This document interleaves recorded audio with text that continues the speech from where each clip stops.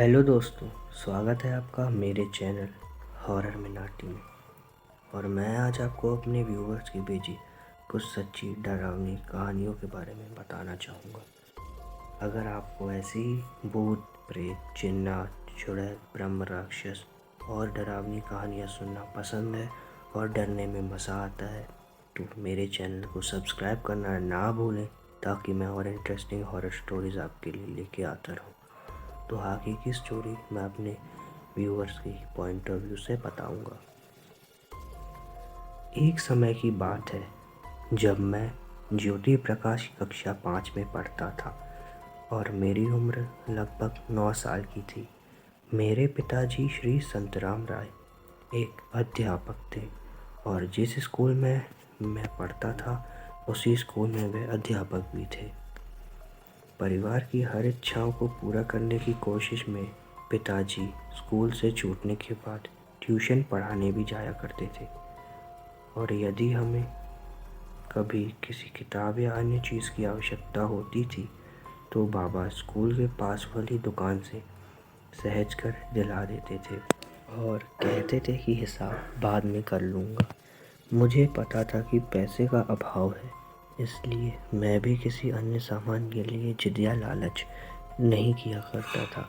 एक दिन की बात है, स्कूल की छुट्टी होने के बाद बाबा ने मुझसे कहा कि तुम्हारे बाल बड़े हो गए हैं, घर जाते हुए इन्हें लालता प्रसाद की दुकान से कटवा कर जाना और उनसे कहना बाबा आएंगे तो पैसा दे देंगे। शाम को 4 बजे छुट्टी हुई और मैं भी स्कूल से निकल गया। मेरे साथ आने जाने वाले सब लोग दुकान तक आए और मुझसे आगे चले गए। मैं दुकान पर अपना नंबर बोलकर बैठ गया। मेरी बारी आई तब तक शाम होने ही वाली थी। लालता प्रसाद को बोल दिया कि पैसे बाबा आकर दे देंगे। उन्होंने कुछ नहीं कहा और बाल कटवा कर मैं घर की ओर चल दिया। शाम को 6 बजे ही होंगे कि मेरे मन में कुछ बातें चलने लगी कि आज का दिन यही निकल गया और खेलने नहीं मिला। इन्हीं सब बातों को सोचते सोचते मैं उस नहर की पुलिया के पास पहुंचने वाला था कि अचानक मेरे मन में एक बात याद आ गई, जो मेरे गांव का ही एक लड़का सूरज ने मुझे बताई थी। कुछ दिनों पहले ही उसने मुझे उस जगह के बारे में एक बात बताई थी कि पुल के पास एक आम का पेड़ है जिस पर एक गडेरिया अपने भेड़ बकरियों के लिए पत्ते काटने चढ़ा था और अचानक उसका पैर फिसला और वह नीचे गिरा। उसी वक्त उसकी मृत्यु हो गई। यह बात मेरे मन में आते ही मेरे दिलो दिमाग पर डर का भूत सवार हो गया। शाम का वक्त होते ही वहाँ से कोई भी व्यक्ति उस समय नहीं आ जा रहा था, सिर्फ मैं ही अकेला था और मैं डरते हुए भी आगे की ओर बढ़ा चला जा रहा था और पुल को पार कर उस आम के पेड़ के पास निकला ही था कि अचानक मुझे ऐसा लगा जैसे किसी के आने की आहट हो रही है और मैं चुपचाप वहीं खड़ा हो गया। पीछे मुड़कर देखना चाहा, फिर एक आगे बढ़ना चाहा और जब जब मैं कदम बढ़ाता मुझे ऐसा लगता कि कोई मेरे पीछे पीछे आ रहा है और उसके आने की आवाज़ भी आ रही थी, जबकि वह आवाज़ मेरे ही पैंट की थी जो चलते समय आपस में सट रहे थे, जिससे ऐसा लग रहा था कि ज़रूर कोई मेरे पीछे आ रहा है और मुझसे रहा नहीं गया। मैं पीछे मुड़कर देख ही लिया, लेकिन मेरे पीछे कोई नहीं था। फिर मैं किसी तरह घर पहुंचा और अपना स्कूल का बस्ता उतार कर वहीं रख दिया कि अचानक से मुझे बुखार जैसा असर होने लगा और मैं घर में जाकर चुपचाप सो गया। सोते ही मेरे सामने ऐसे दृश्य दिखाई देने लगे जैसे मेरे घर की दीवारें अपने आप रंगीन हो रही हों और फिर उसी क्षण सब ध्वस्त हो जा रही हैं और घर के बाहर मेरे बाबा और चाचा से आपस में लड़ाई हो रही है। यह सब देख मेरे बदन से पसीना आने लगा और मेरा हाथ पैर अपने आप कांपने लगा। बाहर से माँ अंदर आई और मुझे सोया हुआ देखकर बोली, क्या हुआ, क्यों सोए रहो? मैं चुप ही रहा, मुझसे कुछ बोला नहीं जा रहा था। तब माँ ने सिर पर हाथ रखा और हाथ रखते ही बोली, अरे तुम्हें तो तेज बुखार है। इतना कहकर झट से बाहर आई और एक कटोरी पानी लेकर मेरे माथे पर पट्टी करने लगी। उसके बाद किसी को भेजकर पास ही में रहने वाले एक ओझा रामकृष्ण को बुलवाई, जो कि भूत प्रेत देखते थे। वो आए और मुझे देखकर आधा गिलास पानी पीने के लिए दिए और चले गए। उस पानी में थोड़ी सी राख मिली हुई थी, जिसे पीकर मैं सो गया और फिर लगभग 1 घंटे बाद मैं पहले की तरह ठीक हो गया। मेरे कहने का तात्पर्य यह है कि माँ हमेशा अपने बच्चों की तकलीफ़ को पहचान लेती है, क्योंकि वो माँ होती है। माँ को हमेशा खुश रखें ताकि आपके घर में और आपके जीवन में कोई संकट नहीं आए। मेरा नाम रिया है और आगे की कहानी जो मैं बताने जा रही हूँ वो मेरी ही एक सहेली के साथ हुई थी। रात के 12 बज चुके थे, लेकिन डर के मारे राशि की आंखों से नींद कोसों दूर थी। यह मानव स्वभाव है कि जिस आदमी के साथ वह बरसों गुजारता है, अपने सुख दुख बांटता है, मौत के बाद दिन में हम उसे याद करके आंसू बहाते हैं और रात में वही यादें हमें डराती हैं।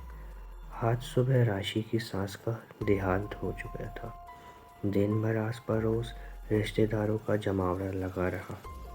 क्रिया के बाद शाम होते होते सभी रिश्तेदार, पड़ोसी व जेठ जेठानी भी अपने घर चले गए। घर में सिर्फ राशि, उसकी बड़ी ननंद, पति व बच्चे ही थे।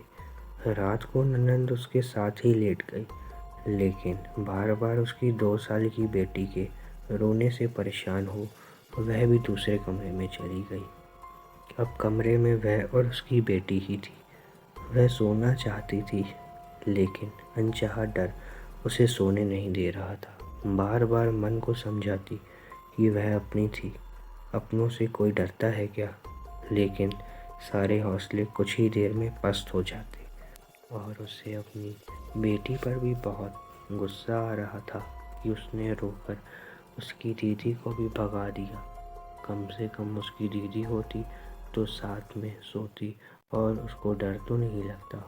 रात जैसे जैसे गहरा रही थी, उसका डर बढ़ता ही जा रहा था। हवा की सरसराहट से खिड़की का पर्दों का हिलना राशि का खून सुखा रहा था। हल्की सी आहट भी उसमें खौफ भर जाती। कह भी तो नहीं सकती थी किसी से कुछ। ऐसे सोचते सोचते ही उसकी आँख लग गई। सोती रहेगी क्या? उठना नहीं है आज? 3 बज गए हैं, पता है ना 4 बजे जाता है वह ड्यूटी पर। भूखा ही भेजेगी मेरे बेटे को, कहकर किसी ने उसको बुरी तरह झंझोड़ दिया। वह घबरा कर उठ बैठी। उसने घड़ी पर नज़र दौड़ाई, 3 बजे ही रहे थे। हाँ, रोज़ सुबह 3 बजे ही उठती थी वह, लेकिन आज अभी वह कुछ और सोचती। तभी उसको उस कोने से कुछ सिसकियों की आवाज़ सुनाई देने लगी, जहाँ पर उसकी सास का संदूक रखा हुआ था। डर के मारे राशि का गला सूख गया। चीखना चाहती थी, लेकिन आवाज़ मुंह में ही घुट कर रह गई। वह पसीना पसीना हो अचानक बेहोश हो गई। जब उसे होश आया तो उसकी ननंद व पति पास बैठे उसकी ओर प्रश्न भरी नज़रों से देख रहे थे। उसकी ननंद ने कहा, दीदी आप यहाँ कैसे?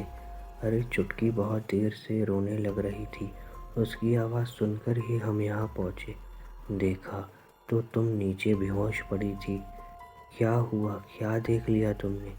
राशि ने उसे सारी बात बताई। सुनकर उसका पति बोला, वहम है तुम्हारा, उल्टा सीधा सोचती रहती हो सारा दिन। वह तुम्हें सपने में दिख रहा होगा। तभी राशि ने घड़ी की ओर देखा। उस समय 3:30 बज रहे थे। वह बोली, चलो मेरा वहम ही सही, लेकिन समय तो देखो। राशि की बात सुन उसकी ननद बोली, सच भी हो सकता है भाई, सुना है 13वीं तक आत्मा घर में ही रहती है। उसके बाद ही उसे मुक्ति मिलती है। सबको पता है तू सबसे छोटा और माँ का प्यारा बेटा था। उसे हमेशा ही तेरी चिंता रहती थी, इसलिए आई होगी अपनी बहू को जगाने कि मेरे बेटे का समय से ड्यूटी भेज दो, कहकर वह हंसने लगी। और दीदी जो राशि कह रही है कि उसने संदूक पर किसी औरत की सिसकियों की आवाज़ सुनी, वह क्या था? वह भी माँ की होगी। उसे अपनी संदूक बहुत प्यारी थी, किसी को भी उसे हाथ नहीं लगाने देती थी। हाँ दीदी, कह तो आप सही रही हो। मैंने तो सासू माँ को कभी इसे किसी के सामने खोलते भी नहीं देखा। क्या खजाना छुपा रखा था उन्होंने इसमें? अरे कोई खजाना वजाना नहीं था पगली। एक दिन जब मैंने ज़्यादा जोर दिया तब माँ ने दिखाया था। इसमें उनकी शादी की साड़ी व पिताजी का कुर्ता पैजामा और यह सभी बहन भाइयों की छठी के कपड़े संजो कर रखे हुए थे उन्होंने। पता नहीं हम औरतें कैसी होती हैं, जीते जी तो अपने घर परिवार की मोह माया में फंसी रहती हैं और मरने के बाद भी हमारी आत्मा को चैन नहीं मिलता। मेरा नाम राजू है।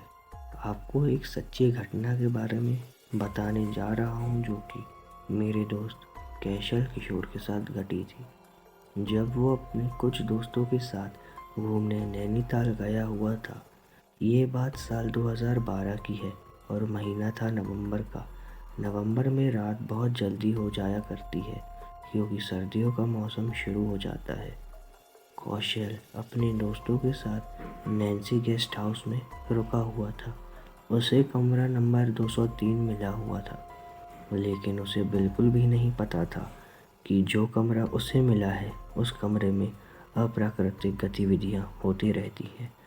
वह एक भूतिया कमरा है क्योंकि इसमें जो भी व्यक्ति वहाँ एक रात भी गुजारता है उनकी अगली सुबह या तो मौत हो जाती है या उसका दिमागी संतुलन सही नहीं रहता। उस गेस्ट हाउस के लोगों ने भी उन्हें कुछ नहीं बताया था। वो जानते थे कि अगर हम अपने कस्टमर को यह बता देंगे तो यहाँ पर कोई रुकने के लिए नहीं आएगा और उनके गेस्ट हाउस का नाम खराब हो जाएगा, जिसकी वजह से गेस्ट हाउस बंद होने की नौबत आ सकती है। कौशल और उसके दोस्त रात को खाना खाकर कमरे में सो गए। सब के सब गहरी नींद में सोए हुए थे कि तभी कमरे के बाहर कौशल को किसी के चलने की आहट सुनाई देने लगी। उसे लगा कि शायद कोई गेस्ट हाउस का कोई स्टाफ किसी रूम की सर्विस देने के लिए आया होगा। उसने घड़ी में समय देखा तो रात के 1:45 बज रहे थे। कौशल ने सोचा भला कोई इतनी रात को कोई खाने की ऑर्डर देता है क्या। उसने दरवाज़ा खोल के देखा तो गलियारे में कोई भी नज़र नहीं आ रहा था, लेकिन फिर भी किसी के चलने की आहट साफ कौशल को सुनाई दे रही थी। उसने अपने साथ वाले बिस्तर में सोए हुए दोस्त अमित को उठाने की बहुत कोशिश की, लेकिन वो सब शराब पीकर धुत सोए हुए थे। कोई भी उठ नहीं रहा था। कौशल ने अब होटल में उस आवाज़ को ढूंढना शुरू कर दिया। वो इंसान की आहट को सुनते हुए उसके पीछे चल रहा था, लेकिन उसे कोई भी नज़र नहीं आ। तभी अचानक कौशल को किसी के चिल्लाने की आवाज़ सुनाई देने लगी। वो तुरंत ही उस आवाज़ की ओर भागा तो उसने देखा कि गलियारे के किनारे कोई इंसान खड़ा हुआ है और उसका मुंह दीवार की तरफ है। वो उस इंसान की ओर भागा कि तभी पीछे से किसी ने कौशल को हाथ लगाया। कौशल जैसे ही पीछे मुड़ा तो उसने देखा कि उसके पीछे कोई भी नहीं था। फिर उसने जैसे ही उस इंसान की ओर देखना चाहा तो वो इंसान भी वहाँ से गायब हो चला। उसका एक कदम से सर घूमना चालू हो गया और वो वहीं बेहोश हो गया। रात के लगभग 2 बज चुके थे कि करीब उसे होश आता है। वो देखता है कि गलियारे के कोने में कोई उसकी तरफ मुँह कर बैठा हुआ है और उस शख्स के बहुत लंबे लंबे बाल हैं जिससे उसने अपने चेहरे को ढक रखा है। वो अपने हाथों से फैलाकर कौशल को अपनी तरफ बुला रहा है। कौशल ने सोचा शायद कोई मरीज होगा जो बाहर किसी काम से आया होगा और वो गिर गया होगा, जो अब उठने में असमर्थ है। मदद के भाव लेकर वो उस शख्स के पास पहुंचा। जैसे ही कौशल ने उस व्यक्ति के बाजू को पकड़कर उठाना चाहा, वो चौंक गया। उस इंसान का शरीर बिल्कुल ही ठंडा पड़ा हुआ था। जैसे ही उसके बारे में कुछ और महसूस करता, अचानक उस शख्स ने उसके कान के पास धीरे से कहा, तुम सब के सब मारे जाओगे, कोई भी यहाँ से बचकर नहीं जाने वाला। ये कहने के बाद वो जोर से अजीब अजीब तरीके से आवाज़ें निकालने लगा। कैशल ने खुद से एक झटके से उसको अलग कर दिया। जो व्यक्ति अब अपनी जगह पर खड़ा था और ठहाके लगाकर हंसे जा रहा था और कह रहा था, तुम सब मारे जाओगे, दम है तो यहाँ से बाहर निकल के दिखाओ। यह कहते हुए उस शख्स ने अपने चेहरे के सामने एक लंबे लंबे बालों को हटाया। उसे देखते ही कौशल चौंक गया। वह व्यक्ति एक भूत की तरह लग रहा था। उस व्यक्ति के पलक भी नहीं थे और उसके चेहरे पर कोई भी मांस नहीं था। उसके चेहरे से हड्डियां बाहर निकली हुई थी और उसके मुंह से खून की बूंदें टपक रही थी। बड़ा ही खतरनाक लग रहा था वो। कौशल चीख मारता हुआ कमरे नंबर 203 की तरफ भाग जाता है। वो कमरा नंबर 203 में जाकर दरवाजे को बंद करके फटाफट कुंडी लगा देता है। वो देखता है कि उसके बाकी के दोनों दोस्त आराम से लेटे हुए हैं। उन सभी को बहुत जगाने की कोशिश करता है, लेकिन कोई भी टस से मस नहीं होता। ज़्यादा पी लेने की वजह से उसके दोस्तों का खुद पर नियंत्रण नहीं था। कौशल थक कर सुबह होने का इंतज़ार करते हुए बाकी दोस्तों के साथ बिस्तर में घुस जाता है। काफ़ी देर तक वह अपने दोस्तों के बिस्तर पे ही लेटे लेटे सामान्य स्थिति में लाने की कोशिश करता है। लगभग आधे घंटे तक उसके इर्द गिर्द जब कोई हलचल नहीं होती तो वह भी थक कर सो जाता है। अचानक उसकी नींद खुलती है तो वो देखकर चौंक जाता है। वो देखता है कि उसके बगल में सोया हुआ दोस्त तो यहाँ नहीं है। बगल वाले बिस्तर में भी दोनों दोस्त गायब थे। तभी उसकी नज़र अचानक ऊपर पंखे की तरफ पड़ती है, जिसे देखकर वो चीख पड़ता है। वो देखता है कि उसका एक दोस्त अमित पंखे से लटक पड़ा है और उसकी आंखें टकटकी लगाकर उससे देख रही है और उसकी जीभ भी बाहर की तरफ निकली हुई है। वह यह देखकर एकदम दहशत में आ जाता है। बाकी के दो दोस्त तो उसे दिख ही नहीं रहे थे।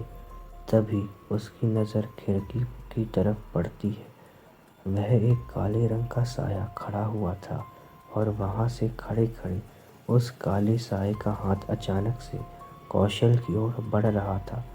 कौशल ने अपनी आंखें आधी खोल रखी थी और उसका ध्यान उस काले साये की तरफ था। थोड़ी देर में उसका हाथ बढ़ते बढ़ते कौशल की तरफ आ गया और उसकी दाई टांग को जकड़ लिया। अब कौशल बहुत ही ज़्यादा डर गया था। उसका पूरा शरीर डर के मारे कांप रहा था और नैनीताल की ऐसी ठंड में भी उसका सारा शरीर पसीने से तरबतर हो गया था। अचानक उसमें पता नहीं कहाँ से इतनी हिम्मत आई और उसने अपनी बाई टांग से एक जोरदार टक्कर उस हाथ पर किया जिसने उसकी दाहिनी टांग को पकड़ रखा था। लेकिन उसका यह प्रयास उसके काम न आया। उस काले साये ने उसकी टांग अब और मजबूती से जकड़ ली। उस काले साये ने कौशल के शरीर को बिस्तर से घसीटते हुए बिस्तर के नीचे गिरा दिया। कौशल ने बहुत कोशिश की, लेकिन खुद को मुक्त कराने में नाकामयाबी ही हासिल हो रही थी।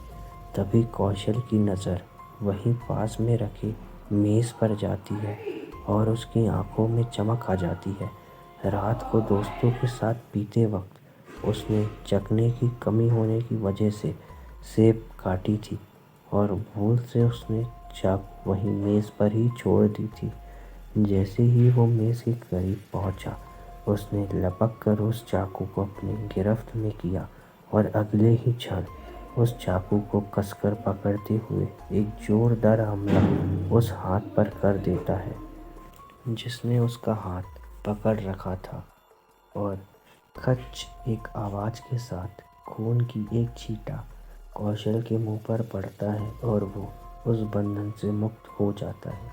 उसने बिना पल गवाए दरवाजे की तरफ दौड़ लगा दी और फटाफट कुंडी खोलते ही उस गेस्ट हाउस के रिसेप्शन की तरफ भागता है। रिसेप्शन पर कोई नहीं था और ना ही उसे कोई गेस्ट हाउस में कुछ दिखाई देता है।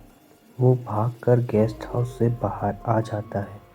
भागते भागते वो वहाँ से दूर एक पुलिस चौकी में पहुँच जाता है।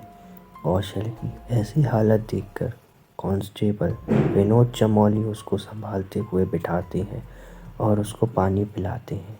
पानी पीने के बाद वो अपनी सारी घटनाएं को सिलसिलावार तरीके से सुनाता है। उसकी सारी बातों को सुनने के बाद वहाँ का कांस्टेबल चमोली बोलता है, देखिए, जब मैं यहाँ 3 साल पहले नया नया आया था तब मुझे भी इन चीज़ों में विश्वास नहीं था, लेकिन मैंने पिछले कुछ सालों में बहुत सी ऐसी अजीब सी घटनाएं देखी हैं जिसके कारण मैं अब इन काल्पनिक बातों को मानने को विवश हूँ। उस नैन्सी गेस्ट हाउस में कोई भी कर्मचारी 9:30 बजे के बाद वहाँ नहीं रुकता। वहाँ कमरा नंबर 203 श्रापित है, जिसकी वजह से वहाँ पूरी रात अप्राकृतिक घटनाएं होती रहती हैं। वो तो शुक्र मनाइए कि आप ज़िंदा चले आए, नहीं तो इतने सालों में मैंने किसी को वहाँ से ज़िंदा निकलते नहीं देखा है। कांस्टेबल चमोली की बातों को सुनने के बाद कौशल को खुद पर पछतावा भी हो रहा था, क्योंकि अगले महीने ही कौशल की शादी थी और नैनीताल में लास्ट बैचलर पार्टी करने की योजना उसी की थी। उसे उस घटना का बहुत खेद था। नैनीताल वो इसलिए भी आया था क्योंकि उसकी बीवी का नैनीताल में हनीमून मनाने का ख्वाब था। अब उसके मन में नैनीताल के नाम से खौफ भर आया था और उसने शादी के बाद मनाली में हनीमून मनाने का फैसला किया, लेकिन उसको अपनी शादी में उन दोस्तों की कमी खली और उनकी यादों में आज भी वो उनको बहुत मिस करता है। उस दिन का पछतावा उसको आज भी है और वो उन घटनाओं का दोषी अपने आप को मानता है।